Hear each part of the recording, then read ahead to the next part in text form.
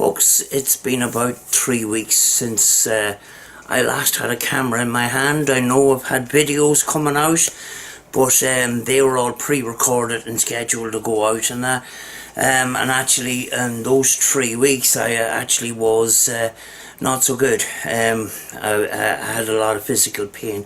I just wasn't in the mood to film and that, but I thought I would just come on and update you guys on what is going on. And actually while I have been at home, I actually have been working on pieces of equipment that would save me money and actually could possibly save you money as well. And the first thing that I made that I'm pretty proud of is this little IR light. I haven't fully finished it. I have actually got the brackets for it where I can mount it on the top of this camera like this. Now the IR light itself is one of those lights with a little bracket down here, which is mounted in rooms to light to give light to security cameras, and they're about £8 online, and it's the cheapest IR light that I found on eBay. And I actually the idea I got from this is actually from Ghost Findings TV. If you haven't seen the channel, check it out. They do investigations very regularly. Kieran often goes live stream as well, and he's kind of built up a kind of a community there. So brilliant channel. I like seeing him coming on. When I see him coming on live stream, I like to join in and stuff like that. But he showed on camera his full spectrum camera, and he had these on it, and they were mounted on a bracket to give light to his full spectrum camera. And I recently seen them with Peninsula Paranormal Group. If you haven't seen their live streams, especially of Cumber House, go and have a look. I'll leave a link down below, because I actually was filming that night and I lost all my footage, and their footage is the only footage there is. So and it was a pretty brilliant night. But they were using these as well, and they were connecting them up to a 9-volt battery, and yeah, they are very good for the money. And actually, I've seen a YouTube video where there is other ones that are a little bit more expensive, but bigger, three big LED bulbs. This one, the 48 LED, is one of the best. It's the best out of the three cheap brands that this particular guy had tested. But I've seen them mounted on cameras, and then the wires are taped down the brackets, and then you got the little batteries plugged in. I didn't like that idea of having the tape wires and all the rest of it, so I've actually made it into a little box. Now I can't actually turn it on because it's bright in this room, but you just buy. I just bought a little project box. I bought the 9-volt battery connectors, a switch, and a project box, and cut a hole for the lights to go in. So I thought that was pretty neat. I just have to finish off the little bracket below, and then that just mounts on here, and I have another one for the other side, you know. But this actually was another purchase of mine, this bracket. And I actually, the first time I seen this bracket was GT Paranormal. I didn't think it was a great idea at the time, but I decided I'd buy one, and I find it pretty good. You can hold it like this. There even is a little mount underneath where you can still put it on a tripod, and you can put your lights up there, and you've got a nice comfortable handle. It's made out of hard plastic. So that is another one of my purchases. The other thing that I had actually purchased is the camera, and my first test of that camera was not too good, because when I put it on night vision mode, there was a clicking sound. So maybe I haven't had the settings on this done properly. So I'm going to have to test this again. Another thing that I've actually got was a handheld thermal imaging camera. It's done in a nice little box here. This was £95, and it sees in temperature. People with in the paranormal world would know. And I just turn it on here. Right, just giving it a second to load. But it's a handheld. It's like one of those thermal probes that you can get, but blue is, don't know if the camera can actually see it, but the blue is cold, and the red and the yellow is the hot temperature. I don't know if the camera can actually see it, but that was at the lower end of the market at £95. So and there's a storage capacity in that. I haven't actually fully looked into it, but there is a little in the middle of it. There's a little X, and when you see a heat spot, you can direct your camera and have that X over that heat spot, and you can actually take the temperature of the object that you see. Similar to an extreme cold spot, you can move the camera around until the X is on it, and you can take a temperature reading of that. So hopefully I will get to use that out on investigations, because sometimes you go into buildings and you get a noise in a certain part of the building, and you don't know if it's an animal or is it paranormal and that, and the thermal imaging camera will, if there is an animal in the building, it will seek out that, you know. What else have I got? Oh yes, I have another one of these. It's a simple enough thing, but people are paying 30, 40, 50 pounds for an EM pump. I have two of them, and I've actually made them myself. The reason why this little is a thing for the top of bottles to stop people spiking drinks, but the reason why I have that is because I've chosen the wrong switch.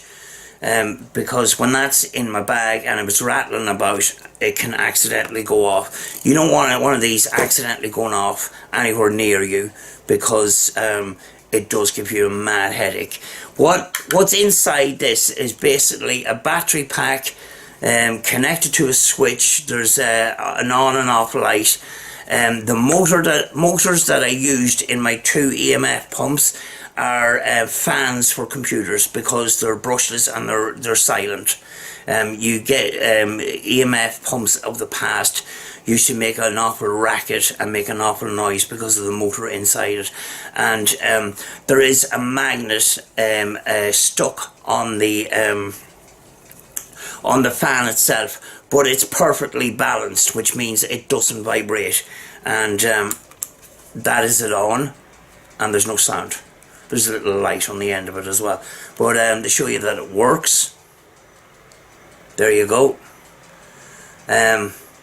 I've had this, the reason why I had to put a light on the top of it is because when I've been working on it and I've left it on by accident, I actually have had seriously bad headaches, but it means like it is working. So that is one of the EM pumps.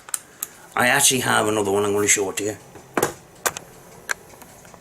Here is the other EM EMF pump, and again I have stuck that on because it had accidentally gone off. I also put a little key switch there because this has gone off by accident a number of times and given me a present of a massive headache. But that is it on, and even the EMF detector, even that distance away, is still going off. And there is a very, very powerful magnet in this device. So, and there's a slight vibration because the magnet is actually an awful lot bigger and there's more power in it as well. So that is that, and I'm not going to sit here too long with this on because I do not want a headache for the rest of the day. But I was not aware of it when I was building one of these. I looked up on YouTube how to build one, and most of the videos didn't say anything about headaches, and I was building away at this, and testing it, and the magnet spinning around. I don't know how it does it, but it just gives you an awful headache, and you get kind of disoriented and you start feeling sick just from a spinning magnet. It's amazing, but keep it away from other equipment because obviously it is going to affect them. Like so, but what people use them for is they say spurs are made up of EMF, and they often drain batteries in your equipment and drain energy from us, and this is just another way of feeding that energy, and possibly save your batteries and possibly save your energy.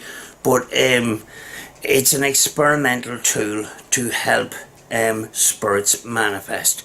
So that is the other one.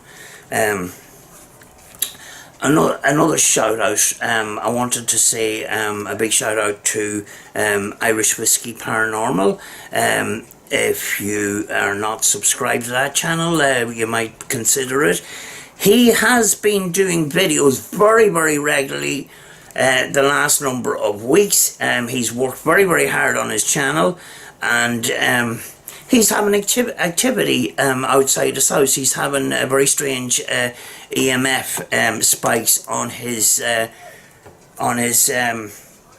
K2, and recently I seen that he was getting a magnetic field off a wall at the back of his house, and different things like that, which sort of cannot be explained at the moment. And he's done some Spur Box sessions, and he has very, very regularly, I wake up in the morning. Over in America, it's night time. When we get up in the morning, it's night time for them, and very often when I get up in the morning, turn on my computer, Irish Whiskey is live, and he is doing more experiments, and doing a Spur Box session, and monitoring things around his property to see if there's any changes and stuff like that.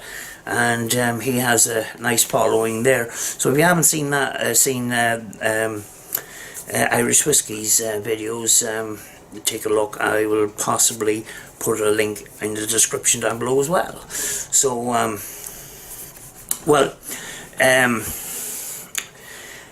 the last number of weeks, you have seen videos that I have put out and that, and what I'm trying to do is I'm trying to get a number of people together, possibly Rachel, if she's available to do investigations and things like that, rather than me doing investigations on my own. It's not a brilliant idea for people to go and investigate paranormal investigations on my own, and very often it does hold me back from calling out to spirits and say, if there's anyone here, make this light up and stuff like that. I don't like doing that on my own. I've had a couple of experiences where I've been ill on a location, and I was just lucky I had somebody else in the car with me. but very often I'm on my own. So I'm hoping to get some people together, hopefully, and we can do investigations with some of the equipment we have, because you know I have a lot of equipment here. So you know, I know a lot of people out there, you know, they may only have the K2 and a SP7 Spur Box. I have a number of different devices. I have a number of different Spur Boxes. I have 4 different EMF detectors and I have many Spur Boxes. Do I have? I think I have 4 different Spur Boxes, and actually the latest Spur Box that I have got was this one here, which is the it's from Nigel Mortimer. It's the FCD Mark IV on site. It is a modified box with a reverb and a volume up here. It also has a USB port, a place for an SD card where you can put a sound bank into it. You have your charging port here, a little small, it's an input, another way of connecting up another device to it. So it's kind of versatile, you know. The reverb function, I'm going to just demonstrate the reverb function. There is a 9-volt battery stuck here on the back of it that powers the reverb unit, and the other box, it rattles up and down. It's a crystal antenna. So I am going to switch it on, and it's got a little flashing light on it there. I'm just going to turn this on. You have to press it a number of times to get the modes in there, but trust it not to work on camera.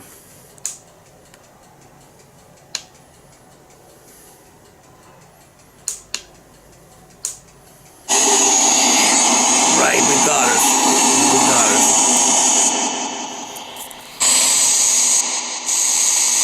That's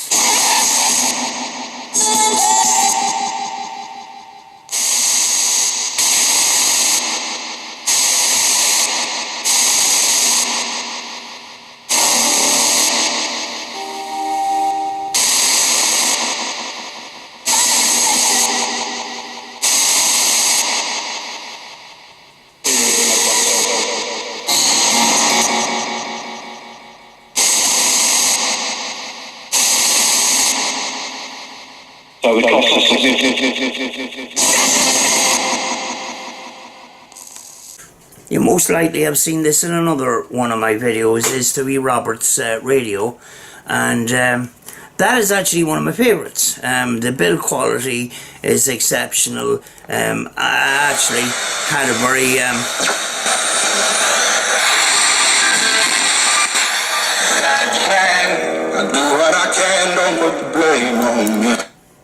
I actually had great results with this one night, and it comes in its original pouch. It was the R9921, and I thought that was a brilliant radio. And another thing I got was the cheaper form of EMF detector, and these are still pretty good. It is the Gauss Master. It is not modified, which means you need a torch to read it at night time, but there is a way of putting a light in there and soldering it into the circuit board so you can actually see it, and it is an analog system, you know, and you got your instructions still on the back, and this can be bought pretty cheaply online. One thing I did get too when Mapple Inn's was closing down was this bag. And what's in this bag is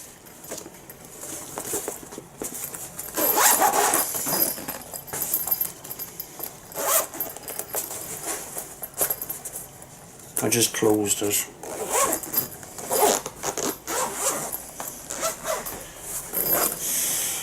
It is this instrument here, which measures what do you call it, your decibels, your what do you call it, humidity, temperature, all that kind of thing, and even light levels. And that is a very good piece of equipment for doing an environmental analysis of a particular building before you do an investigation. So you can take readings of you know, humidity and temperature, and then document the changes and stuff. So even when a couple of weeks before it was closing down, it was still at a price that was a little bit steep, and I says I'm not going to be able to get it.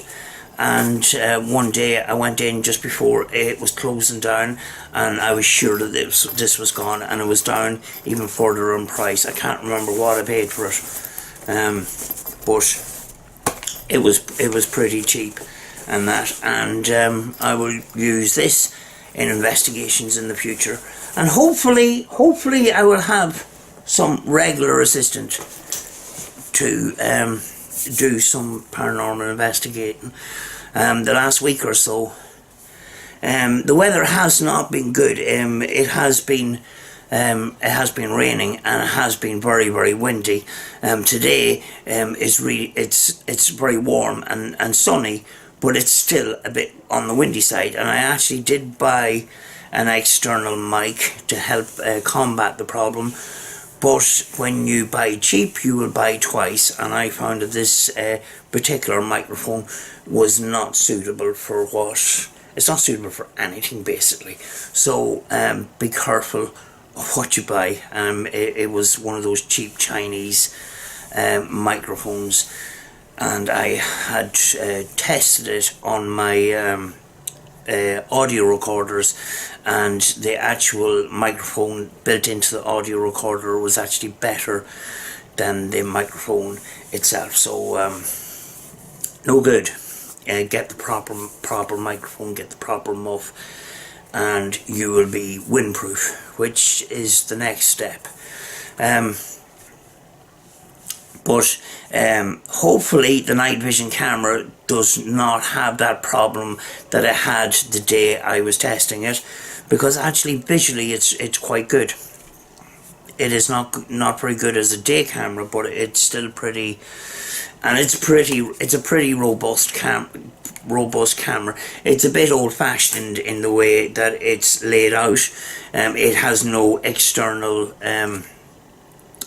jacks to put in external cameras or anything like that, but for night vision it is not so bad. Hopefully we will get to the bottom of what that sound was. I don't know if it was picking up my pulse or what, but the sound in it the last time I tested this was not very good. But that is it for this video, folks, and hopefully in the next couple of days I will find a place to video, and hopefully we can get some also get some paranormal investigating done. The nights are starting to get they're starting to close in, starting to get dark at 7:30, so hopefully the weather otherwise will stay good, so we can get out when Rachel gets back from where she is right now. Hopefully we'll get out to a couple of places. I was actually in Cumber House a couple of weeks ago, and I decided to do a paranormal investigation of the stables at the side of the house, where we were getting a lot of evidence when I was with Peninsula Paranormal Group, and I wanted to see what the reaction was when I was on my own. So I brought in my equipment, and I left my camera in the car just to go in and take readings and that. And I went into one of the stables, and I called out to the spirits, and I had the EMF detector in my hand, and I says, give us a sign that you are here. And before I says, by touching this device, and before I said that, there was this massive bang, and I ran out of there like a scalded cat. I had the camera in the car. I was just planning my investigation, and it's just an awful pity I didn't have the camera, because it was quite funny. I would have to beep out a lot of swear words and a lot of shaky footage for a couple of minutes, me running out of the stables, but it would have been quite funny. But that is it for now, folks. I will see you in the next video, and as always, be good to each other.